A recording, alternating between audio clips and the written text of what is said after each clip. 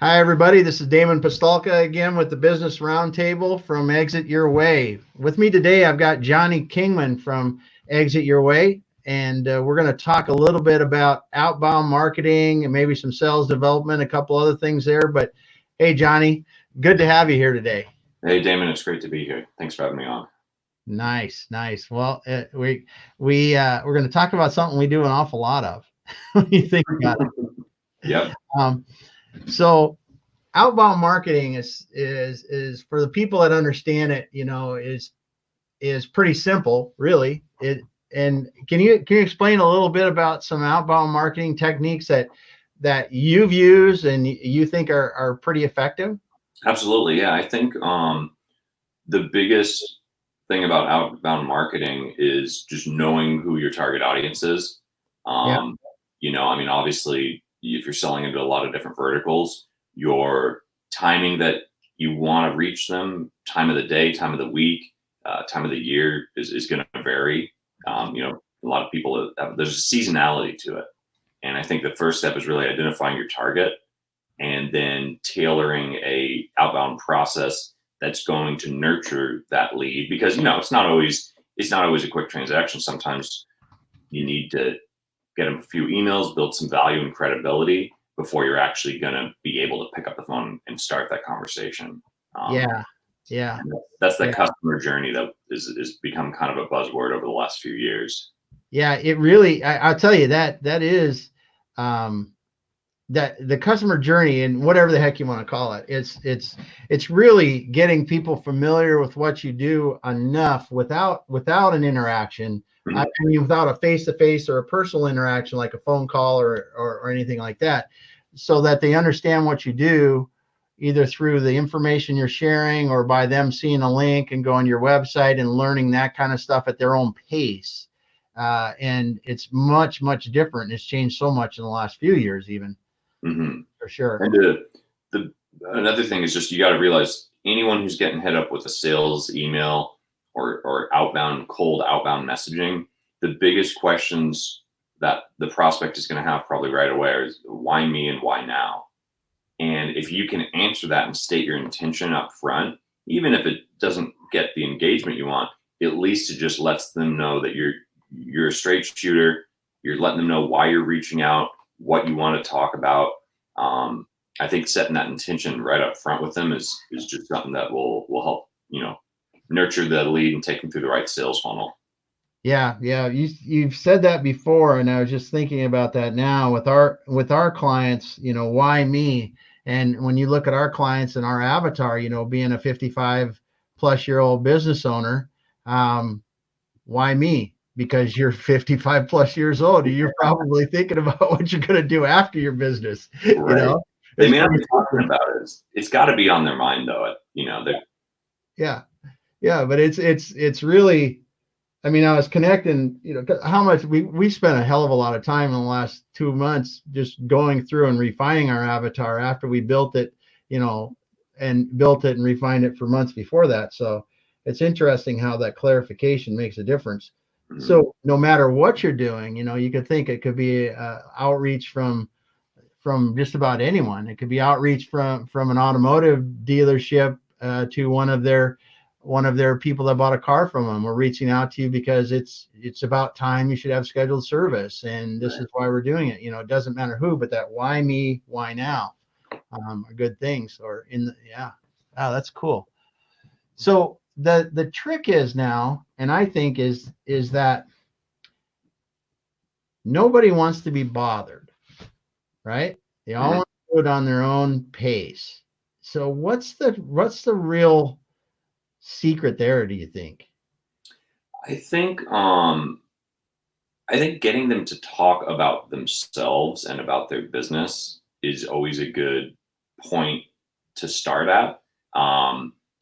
Genuine. I've always said, and this is a quote that PitchBook probably still uses in their inside sales team, but genuine curiosity will always lead to a productive dialogue.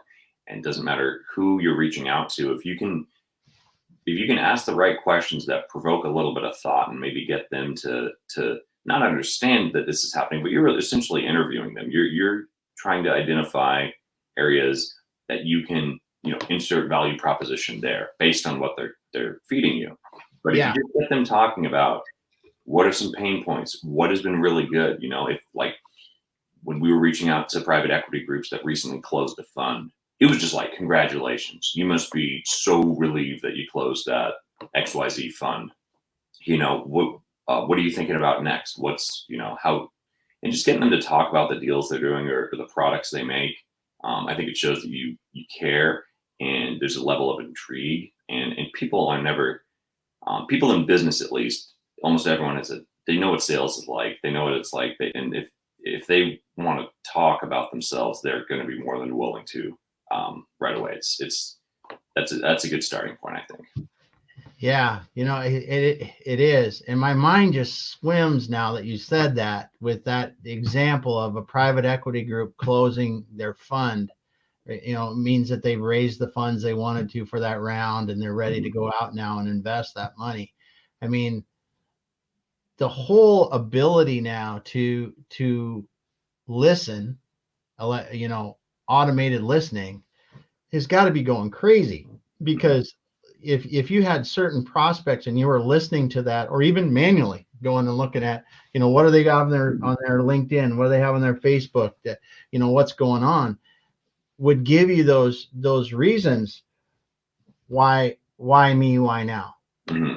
Because they're saying something about, oh, I had this awesome, we just closed this awesome deal, or we had this real big challenge we're dealing with right now. Either way, Right. Those are why now, why me, why now. Either way you look at it, they give you good reasons to do that. Or even if you're not the right person, get someone and to reach out like that. Absolutely. Yeah. The social listening part's got to be crazy for that, because I know some of these newer applications are really quite advanced in that. Oh yeah, the whole chatbot thing is huge. It's if the first part of the sales funnel can be automated, you're saving the inside sales team a ton of effort, a ton of due diligence. I mean, why do all that research and stuff on a lead that really may not have a high score? If you can take them through some if this then that logic based on, did they open the email, did they click a link, did they accept your LinkedIn connection request, and that scoring just kind of will lead them down a different funnel. Then the rep can methodically take their time. All right, I'm going to research this individual. What's their social media look like, their family, everything, have some relevant talking points. I've always said the biggest thing is if you can touch on a common ground like alma mater or something, your uncle went to the school that they went to. If you see that they're doing volunteers or they're part of some charitable organization, that's that emotional relevance piece that like Alonzo Bear talks about so much. Yeah. I think if you mention something that's, that they really care about, that's another way to just get the dialogue started. Exactly. And Andrew, it's funny because I think we've got record number of viewers, which is more than one. No, but we got a few people on right now. I can see Andrew Deutsch says the power of doing your homework. He's exactly right. Ira Bowman, we were talking with him about that last week and this week again in our sales meetings. And it is about doing your homework and finding those things that, common ground, emotional, things that people are passionate about, really is what you're trying to find, or challenges that are really driving them crazy. I think that's really good, because again, it goes back to those two questions: why me, why now? And that, because you just thinking about it, you can see how that makes sense. So the one thing that I always, personally drives me just plain batshit crazy is how many times you have to, contact somebody before the first even inkling of interest is there, and and I'm sure it drives lots of salespeople crazy that it takes 5, 6, 7, sometimes now 10, 12, 15 times. So what are your thoughts around that? And what do you really want to try to do in those situations? I think, when you're developing an outbound marketing strategy, you should first obviously identify your audience, really try to understand what is the best time of day of the week, time of the year to reaching out. Then look at some statistics around email opening rates. There's certain times of the day that you're more likely to get an open on that email versus just to delete without even viewing. And I think if you can use something to score them a little bit first and kind of gauge, let the algorithm or the system of automated emails or whatever to kind of show you what level of interest might be on their end. It's going to save just a lot of time. Otherwise, it's just like it's just a numbers game. You just will have to keep trying to leave voicemails the same person. Could be totally spinning your wheels, but if you could get a level of interest on there without even talking to them, like did they view your LinkedIn profile? That would be an indicator that, hey, if they're taking the time to research you, you should take the time to do twice as much research on them. See what type of volunteer groups, experiences are they on the board at a company you know about, and have those talking points. Because I know from my end, I don't open a lot of sales emails, but if someone mentions something that they had to dig out, it wasn't readily available for them, they comb through my LinkedIn or whatever, and they mention that triggers something in me that will get a response. I will take the time to write a response to that person. Oh yeah. You got to pique their interest, and you really have to stand out. I think another thing, I know Ira talks about this a lot, but the A/B testing. Say you're targeting 1,000 people in manufacturing, and it's going to be, don't have it be the same messaging for all. Cut it in half and do an A/B test and see where you get more success. And then take that one, refine it a little bit, and then A/B test that. And it should always be evolving. Yeah. You made a couple really good points there. One of them is find stuff that's not easy to find about them. And if you can, include that. And I think that the people that are really good at researching their target customers, I think, get down to that granular level of detail. I mean, that's the only thing that I can think of that would make it to the point to where you could really do that at scale. Is you need to know, if you can, every one of your potential clients, college they went to, what sports they like, who they're connected to that and then even reach out to those connections of yours and see, how do they know them? What do they know about them? What do they know about that business? If that makes sense, it's a lot different if you're going to be doing a $500 sale, but if you're going to be doing a $100,000 sale, you better know your customers pretty well. Oh yeah, everything about them. You got to be able to really be that person that has clearly done their homework on them. Because they'll see it. I believe they'll see it as a little bit of a form of flattery. And diligence and competence, and I think that they're going to respond well, versus just kind of going in blind and asking all these really high level questions that they're kind of like, you could have just gone on my website and gotten that information. That's almost insulting if you go in there a little too blind. Oh, Andrew Deutsch just came up with something really good. He said, also start testing with the minor customers you don't mind losing while you hone your pitching skills. Oh yeah. Oh man, this is something we practice a lot. Yeah. I need to tell everybody. I mean, we practice it a lot. Oh yeah. You pitch like it's your last deal of your lifetime, every deal, and it works. So Andrew Cross also said something about and trust. I'm gonna have to wait. Yeah, I didn't see the whole message, but yeah, that's that. But it is right. That's really true, Andrew. Is you got to pitch. You got to pitch a lot to get really good at it.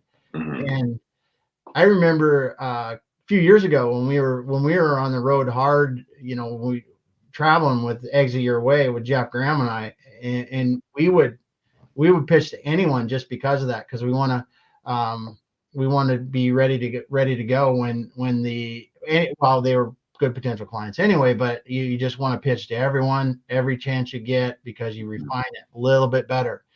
And the one thing that I know that Jeff really taught me is that, and we do now, is that you always talk about your sales meeting and step by step through it, really dissect it to see what worked well and what didn't work well, so you can improve on the next one, not just roll from one to the next one, but it's roll out of that one, analyze that one, and then move forward with that knowledge. Yep, absolutely. If you have a bad phone call or a bad sales call, it didn't go the way you wanted, talk about it and dissect it and really put it under a microscope and find where did things go wrong in the conversation. I think recording calls is always good. Obviously, there's a state by state law around that, but if you can, Yeah. look at the correspondence, and if it went well and you won business, don't just celebrate, but really think critically about why did it win? Was it when was the, because everyone knows that turning point in the sale where you know that you've won the business. The ink may not be on the paper, so to speak, but you can just tell you've got them, Yeah. Well, and you hear the when you see somebody nodding when they're talking, or when they, there's just all those cues that if you read the body language sales books or whatever you're looking at to do it, you start to see the cues that the things are happening right. And Andrew says he was talking about when we get to knowing the customer, that's what he was talking about. He's elaborating on you talking about knowing the customer. He's right. It does build trust. The better you know them. Oh yeah. That's really what you need as you're doing this stuff. So in the world of outbound marketing, I mean, most people look at it and go, this is a daunting task when I'm trying to figure out, who I should talk to. First of all, that's far. Just who the heck should I talk to? Mm-hmm. And then how do I do it? And you're telling me that I need to take 10 touches or whatever to do this. Where should people start? I think, there's two different approaches, in my opinion, that a new sales organization will take. One is to really just focus on, all right, so you got a social media content marketing platform, and you're selling B2B. Start with a group like real estate agents and just get a proof of concept with them. There's that approach where you can just start at one type of vertical and really refine that and see, okay, here's how it works with them, and then expand into other territories. Or there's just kind of the all-in-one approach, the kind of shotgun approach. I like to call it the spray and pray, where you pretty much just reach out to anyone and everyone and just hope that it sticks. I think a more methodical approach is scalable, and I think it's better in the long term. You also won't burn as many leads in the process. Yeah. You start with a small focused group, and if you can show that, all right, the real estate agent example, they see the value. Here's how we're working with them. Keep refining that. Keep doing it. Don't steer away from it, and then just pepper in a new vertical and go after that. That's a good way to do it. Yeah. I'm sure when you were doing that with some of the organizations in the past that you worked with, you had to do that. You had to go down this kind of vertical and then go to another kind of vertical, and do that stuff. So yeah, I pitched book. It was you call a VC venture capital group, it's going to be a totally different call than if you call an investment bank. The demeanor, the tone, the hierarchy there in terms of who you're speaking with. I mean, it is very different. And I think getting good at one of those verticals will allow you to step into a new one with a sense of confidence. And also, you won't just be trying the same approach for all these different types of prospects. Yeah. That's really, really key too. Yeah, even with us, when we're doing our outreach, we've defined our target pretty narrowly, so that helps somewhat too. Well, Jonny, I'm trying to think of one last, brilliant question, but it is not coming up right now. So if you want to leave somebody with one last bit of advice for how they could really, really improve their outbound outreach, what would that be? I think you should really be trying something new every day. I think that if you can do a little research, maybe see, all right, something relevant to their industry happened recently in the news, something close and personal to that company. They got a grant or something. Just trying something new every day is key. You should always be critically looking at your sales process and how you build sales funnels, and be always looking at shortening that sales cycle. That should just be the goal. Because otherwise it's very easy in any sales organization to get complacent. Especially ones where there's large paydays, there's residual business model like insurance. It's very easy to get complacent. I think challenging yourself to really look at everything critically and trying a new approach. Maybe it won't work. Maybe it'll totally blow it. But at least you have that knowledge now. Yeah. And when that sales rep goes on to have a team of their own, they'll know that. They'll remember that experience where they tried mentioning one thing and it didn't work. So that, they'll have all the do's and don'ts figured out at that point. Yeah. Well, I think what you're saying there with changing every day is you need to stay hungry. That's really the big thing, because you got, if you can keep the attitude that you did the day you walked in to a sales role, you'll be more successful in the long run. That's for sure. Mm-hmm. That's for sure. Well, Jonny, it's been wonderful talking to you a little bit about outbound marketing, and if anyone listening has any questions, they can always get a hold of you through our website, exityourway.us, or reach out to Jonny Kingman on LinkedIn. And as usual, you can see our website on here too, I believe, and reach out to us through LinkedIn or Twitter, and we'll be glad to talk to you a little bit more. Thanks a lot, and we will see you back again here on Thursday, and we are going to have Dr. Elia Gagoris. We're going to be talking about his new book, 7 Keys to Navigating Any Challenge, and it's going to be a good time there. He's been on quite a roll here. He was on Good Morning America in the Phoenix area, and I know he's been doing a lot of other speaking around the book. He and Con Apostolopoulos, they're co-wrote this book, and it's really a pretty cool book. So I'm excited to have him on Thursday. But thanks a lot, Jonny, and we're going to sign out for now. Yeah, thank you, Damon. It was great to be here. Have a great day.